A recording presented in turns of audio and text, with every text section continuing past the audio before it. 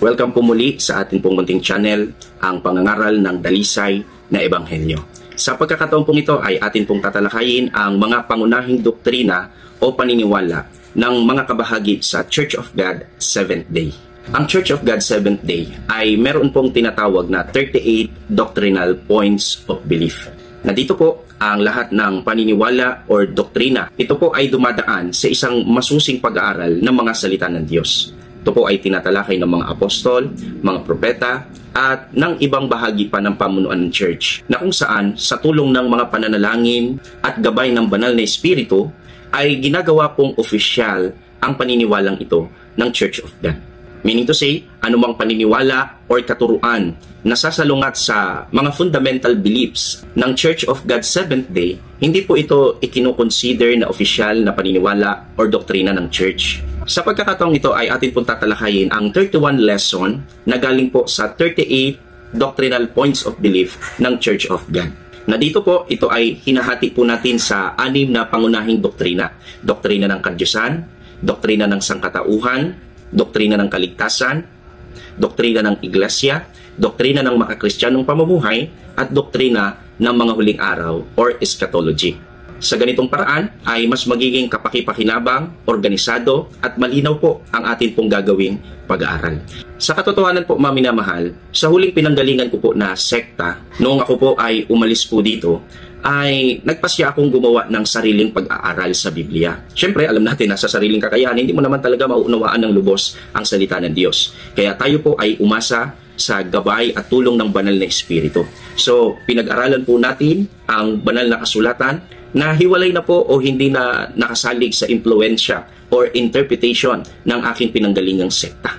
Nagkaroon ako ng pag-aaral patungkol sa tunay na Diyos, sa kautusan ng Panginoon, na dito ay nakilala natin o naunawaan natin sa tulong ng banal na espiritu na ang mga Kristiyano pala, pagdating sa kanilang paniniwala, sila po ay mga eternal one believers, at the same time ay mga nag-iingat po sila ng kautusan ng Diyos. Nung naipresent naman sa akin ang pananampalatayang ito, at pinag-aralan ko po sapagkat yun naman ang turo ng Biblia. Subukin ang bawat espiritu kung sila ay sa Diyos. Sapagkat ako ay naniniwala na hindi lubusang mawawala ang katotohanan ng salita ng Diyos. Kailangan lamang na tayo po ay magpakumbaba at magpasakop, alamin ang kanyang banal na kalooban at hingiin ang kanyang gabay sa tulong ng banal na espiritu, at ang Diyos ay hindi magpapabaya. So, nung pinag-aralan ko naman ang pananampalatayang ito pong Church of God Seventh Day, or mas kilala po dito sa Pilipinas na The Church of God Sanctified Apostolic, napansin ko po na almost 90% ng aking pong naisagawang pag-aaral sa Biblia ay belief or paniniwala po ng church na ito. Nagulat ako at namangha kung bakit ganun ang kanilang paniniwala, na kung saan kung ano po yung aking pag-aaral sa Biblia ay ganun halos yung belief or posisyon ng Church of God. At yung 10% naman na aking pag-aaral na kung saan ay hindi pa ako sigurado kasi may mga ganong aral sa Biblia na mahirap talagang unawain. At sa pagkakataong yon ay matyaga ko pang inaantay ang pahayag ng banal na espiritu kung ano talaga ang totoong paniniwala or interpretation sa ganong paksa. So, ako po ay nagulat sapagkat yun pong almost 10% na hindi pa ako sigurado sa pag-aaral sa Bible. Ibig sabihin, nasa proseso pa ako ng pag-aaral sa mga ganung paksa. Ay nakita kong maliwanag ng itinuturo ng pananampalatayang ito. So, nakita natin sa tamang proseso sa pamamagitan ng pagsusuri sa mga aral na kanilang sinasampalatayanan. Noong una ay hindi ako makapaniwala kung bakit pareho po yung aking naging pag-aaral sa paniniwala ng kanilang sekta. Sapagkat ako po kasi ay nagsisikap na alamin at bumalik sa paniniwala ng first century Christian. At nung akin pong pinag-aralan ang history ng Church of God Seventh Day, ay nakita ko yung kanila pong koneksyon o kaugnayan sa unang siglong iglesia.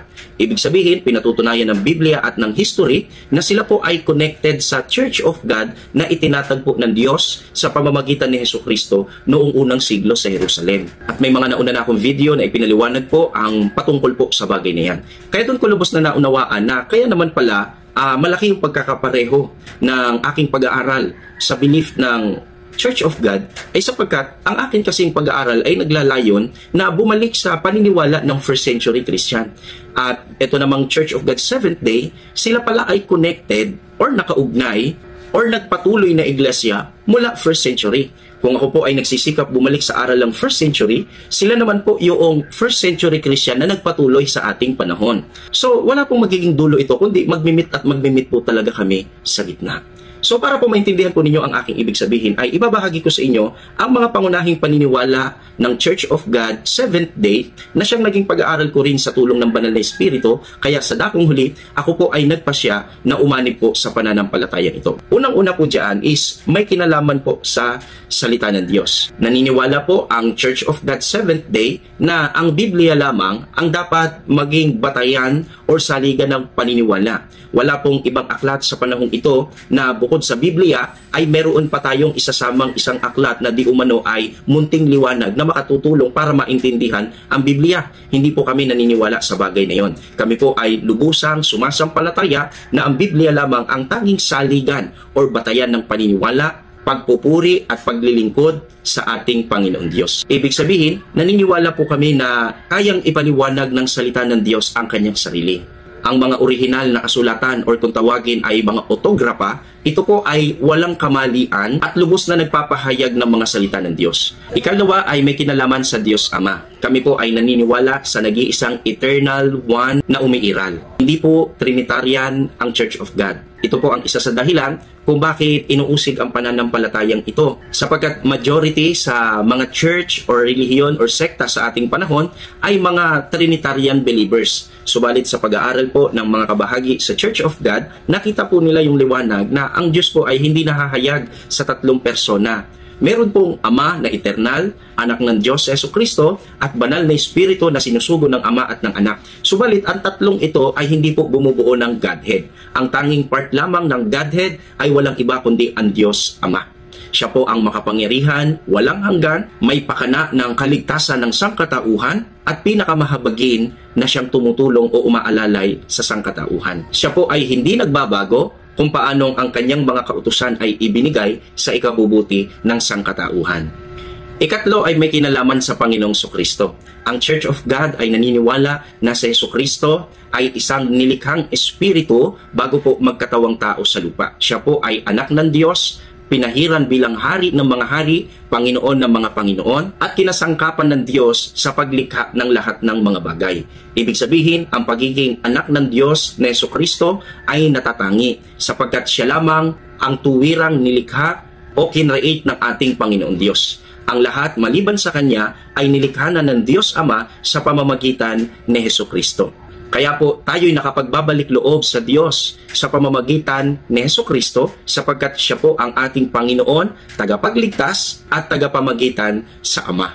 Kami po ay naniniwala na pinatunayan ni Jesus na taga Nazaret na siya po ang Mesaya na tinutukoy ng mga propeta sa pamamagitan ng pagtupad sa tanda na kanyang ibinigay. Ayon po sa kanya, ang tanda ay kung paanong si Jonas ay literal na 3 araw at 3 gabi sa tiyan ng dambuhalang isda, ganun mapasa sa ilalim ng lupa ang anak ng tao. Kaya po naniniwala po kami na si Jesucristo ay napasa ilalim ng lupa kagaya ni Jonas ng literal na 3 araw at 3 gabi. Ganon din, ang gawaing pagliligtas ay pagtupad sa propesiya o gawain ng tinatawag na atonement doon po sa krus ng Kalbaryo. Tinupad ni Jesucristo yung pahayag may kinalaman sa paghahandog kagaya halimbawa ng 2 kambing na kung saan yung isa ay gagawing alay at yung isa naman ay payayaunin. Yung iba kasi ay naniniwala na yung isa dito ang kinatuparan ay si Kristo at yung pinaglagakan naman ng kasalanan ay tumutukoy kay Satan. Pero sa pag-aaral po ng church, nakita po nila na ito po ay isang paghahandog lamang sa Diyos. At ang paghahandog na ito ay mayroong 2 bahagi. Ano po yun? Ito nga po yung pag-aalay ng kanyang buhay at kamatayan para po sa kasalanan ng sangkatauhan. Ibig sabihin, isang gawaing paghahandog or pagliligtas po ito at sinasampalatayanan po ng Church of God na ito ay kapwa natupad sa Panginoong Jesucristo. Kaya po si Jesus ay nakapaglaan sa Diyos ng isang haing pangtubos na kung tayo po ay magbabalik loob sa Diyos sa pamamagitan ng Jesucristo, tayo po ay mapapatawad sa kasalanan at makakamit ang pangakong buhay na walang hanggan pagdating ng panahon. Ang ikaapat ay may kinalaman po sa Banal na Espiritu. Kagaya po ng aking binanggit, naniniwala kami na ang Banal na Espiritu, ito po ay kapangyarihang isinusugo kapwa ng Ama at ng Anak. Ang Banal na Espiritu po ay nagkakaloob po ng iba't ibang kaloob sa iglesia. May tinatawag po na kaloob na katungkulan, at meron naman pong kaloob na paggawa or pagtulong. Ang banal na espiritu po ang nagkakaloob ng iba't ibang kaloob po na ito, kagaya po ng pagka-apostol, pagka-propeta, ebanghilista, pastor at guro. Ang banal na espiritu din po ang nagkakaloob ng kakayahang magpagaling, makagawa ng mabuti sa kapwa, at humipo sa puso ng bawat isa na maunawaan ang ebanghelyo. Ang banal na espiritu din po ang nagkasi sa mga piling tao na inutusang sumulat ng salita ng Diyos upang ito po ay maingatan sa pagkakamali. Ikalima ay may kinalaman naman po sa mga anghel. Naniniwala po ang Church of God na ang mga anghel, sila po ay mga sugo ng Diyos upang makatulong or maging katuwang ng mga mananampalataya upang maingatan ang kanilang kahalalan, kaligtasan sa ikabubuti ng iglesia. Ang kanilang ministeryo ay nakalaan sa mga anak ng Diyos.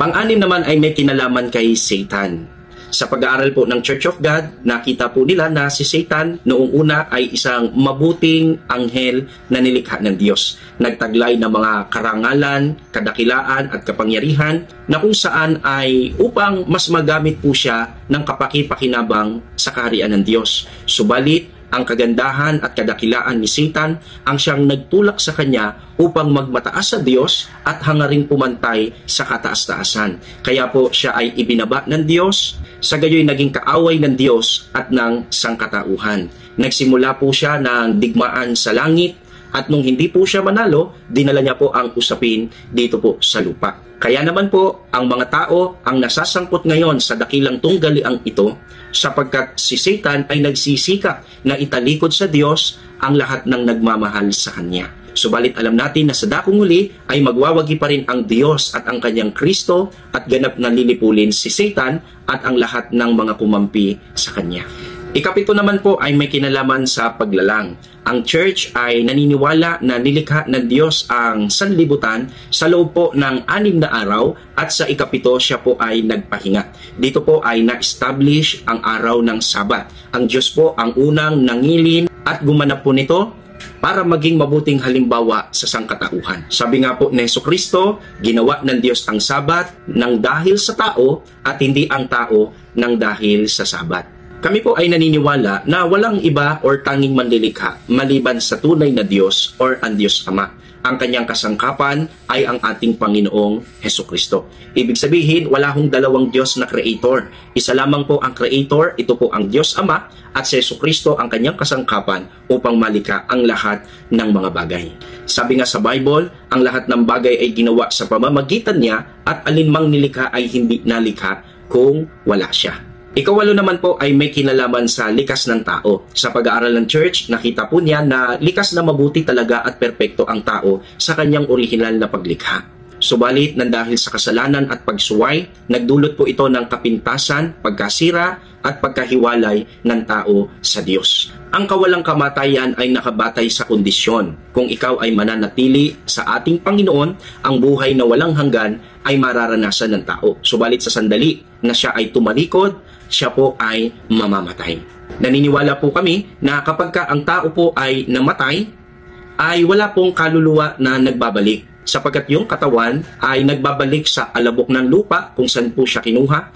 Ang hininga ng buhay ay nagbabalik sa ating Panginoon Diyos. So wala pong tao sa kasalukuyan ang nakaakyat na po sa langit. Kaya maliban sa Panginoong Jesucristo, naniniwala po kami na wala pa pong nakaakyat sa langit sapagkat walang bagay na maaaring magbalik sa tao sa sandaling siya po ay mamatay.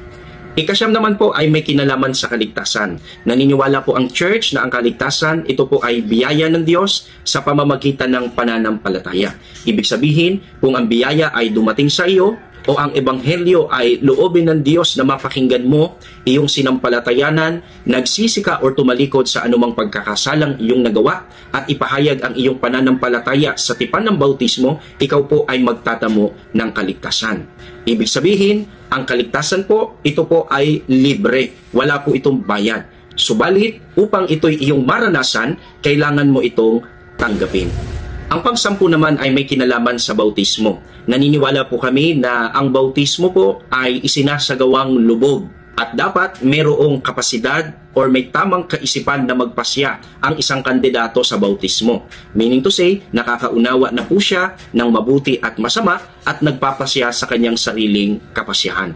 Hindi po kami nagbabautismo ng sanggol sapagkat ayon po sa pag-aaral ng church, ang sanggol ay walang kapasidad na sumampalataya sa ebanghelyo at magsisi sa nagawang kasalanan sapagkat ang mga sanggol ay wala pa namang kasalanang nagagawa. Ang dapat bautismuhan, ito po yung may kapasidad na sumampalataya, makapakinig ng ebanghelyo, magsisi o tumalikod sa kasalanan, sa gayoy tumatanggap po siya ng banal na bautismo. Ang bautismo po na isinasagawa ng church ay hindi po sa pangalan ng Ama, Anak at Espiritu Santo, kundi tanging sa pangalan lamang ng Panginoong Hesukristo. Sapagkat sa pag-aaral po ng Iglesia, nakita po namin na ang batayang talata na ginagamit sa bautismo ng nakararami, ito po ay bunga po ng paglilikot ng salin ng Biblia at hindi po ayon sa kapahayagan mismo ng Panginoong Hesukristo. Kagaya po ng pagtuturo ng mga apostol, walang pangalan sa silong ng langit na ibinigay sa mga tao na sukat nating ikaligtas. Ang pagtanggap ng banal na Espiritu ay sa pamamagitan ng panalangin at pagpapatong ng kamay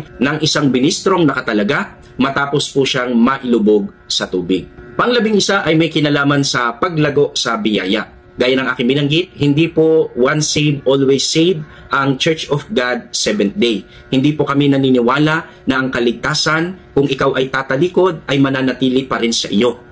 Sapagkat kahit tumanggap ka na ng kaligtasan, ang iyong free will ay hindi po sinasaklawan ng Diyos. Ibig sabihin, walang anumang bagay ang makapaghihiwalay sa iyo kay Kristo malibang kung ikaw mismo ang magpasyang tumalikod sa Panginoon. Sa sandaling iyon, ang iyong kaligtasan ay mawawala or maglalaho. Kaya po, bilang mga lingkod ng Panginoon, kailangan po nating lumago sa biyaya, sa gayoy manatili sa pananampalataya kay Kristo at sa pagsunod sa banal na kalooban ng Panginoon. Tayo po ay naligtas sa biyaya, subalit dapat po itong maingatan sa pamamagitan ng paglago kay Kristo.